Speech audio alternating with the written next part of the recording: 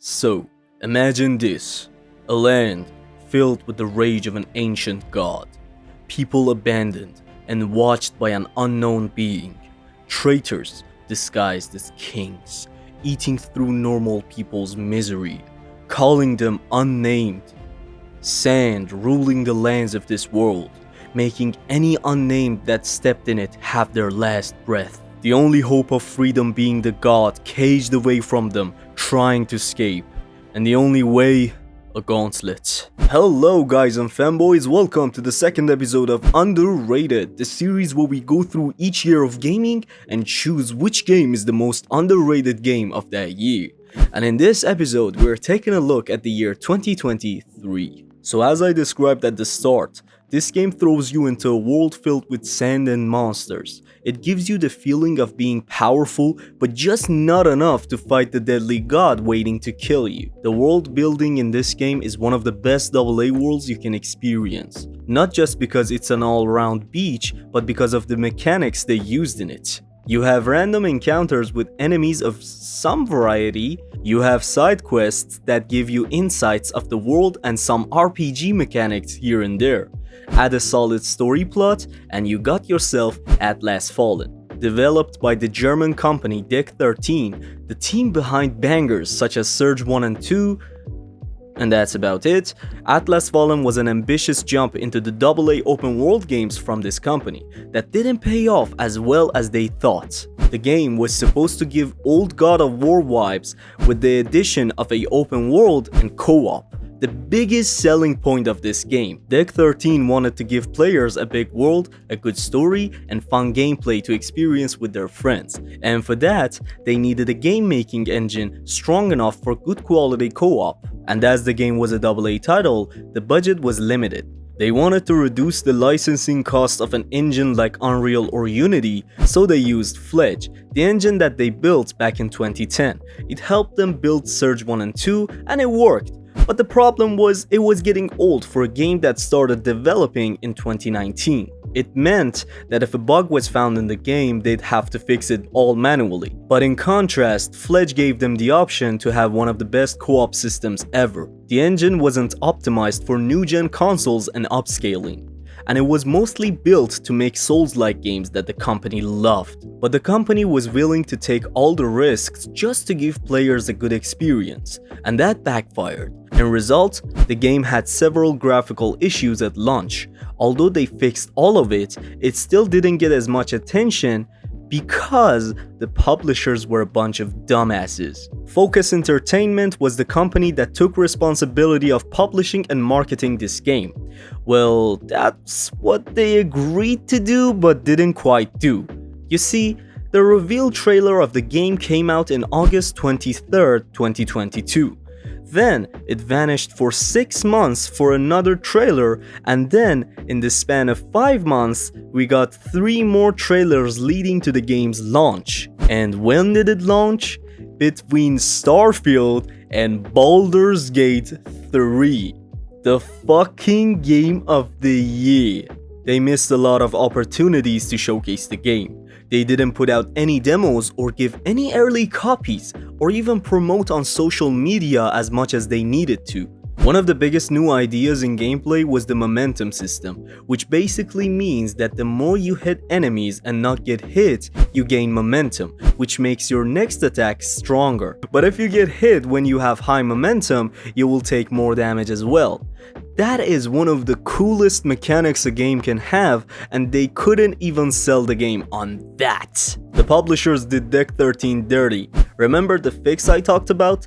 It was a free update called Rain of Sands, which fixed the game completely. They didn't do marketing for the most important update of this game. At that point, most players were frustrated and thought the game was done for good. Just another ambitious idea going to waste. Some players didn't even know it existed, all because of bad marketing for one of the best AA experiences out there. As I said, the game puts a lot of its replayability on the co-op. And honestly, that was a good choice, because this open world is just the thing to fuck around with your friends. But why is the whole world a desert? How can we slide on it? Before we start, I just wanted to say that there is no spoilers of this game's ending and story. It's just the beginning of your journey in it. You wake up in a weird place as Nile, the god of chaos, the inventor of some of the world's most powerful weapons. After killing some wraiths, you realize that you're stuck in a loop and the game cuts off. Now you meet your character, an unnamed living in the small village of a so-called king. The lands outside filled with wraiths, the dangerous beings that no unnamed could defeat, and the Watcher looking at all and any movement the people make. We don't know what the Watcher is.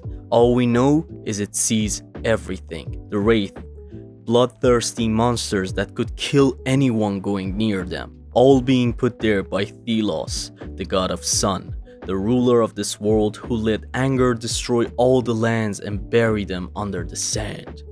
The god that was afraid of mankind taking him out, so he chose to make them suffer instead. But you have to go outside. The woman that cared for you like a mother is lost and the king said she's in the lands. After a while in the sands, you hear a voice calling to you. You track it until you find a gauntlet.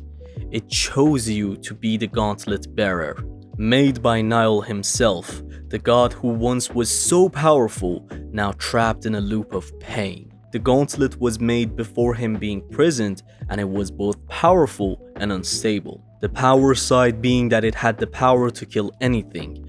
It's what gives you the power to slide on sand and kill wraith. It was so powerful that the last time someone not worthy of the power tried to end the suffering by killing Thelos, they got brutally killed by it. And as a result, the gauntlet isn't at full power anymore. It's shattered into different pieces, and the pieces are all around the world.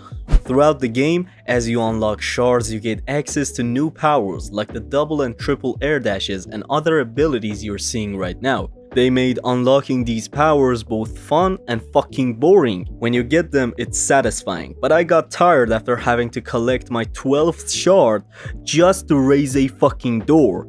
And that's the biggest problem with this game's gameplay. If you play alone like I did, two things are gonna get repetitive real fast. One I already said, and the other is the combat system. You can unlock new weapons which can be short or long ranged, and they all have their combos and their unique momentum upgrades. But it's just a little bit too button smashy for my liking. But I could definitely see none of these get boring if I was playing with a friend. Now to the part of gameplay I absolutely loved. This game was trying to be a mixture of Souls games and God of War, but it introduced the momentum system which I talked about earlier. But depending on what weapon you use, when your momentum goes up, you get different upgrades to your weapon. My favorite one was this arm thingy where when you had full momentum, it would give you additional arms, which was cool as fuck. And also you have to be careful when you have full momentum because you'll take more damage as well. There are perks which you can apply for a certain momentum meter, like more damage and more healing. All in all, this system is one of the most unique ideas I've seen, especially if you remember that this is a AA game. Enemy variety is an issue because you don't really get more than 5 different enemy types. The game just gives them armor and makes them stronger, I guess. And it's the same with boss fights. There aren't really that many or any, if I want to be honest. Also, the game doesn't have the best voice acting. I'm alive. The wraiths attacked. But the story and the world building more than makes up for it. Being a 24/7 beach doesn't take anything away from the beauties of this game. The traversal mechanics are really fun, sliding on sand and air dashes makes it looks nice, and it's absolutely filled with side stories for you to follow, and each of them has an impact on your world and your understanding of the story. This game offers you good value. You get a world full of adventures, a good story that gives you big reasons to go through it, some fun gameplay that with friends would be 10 to 15 hours of straight fun, and it makes you question, why does a god of chaos want peace?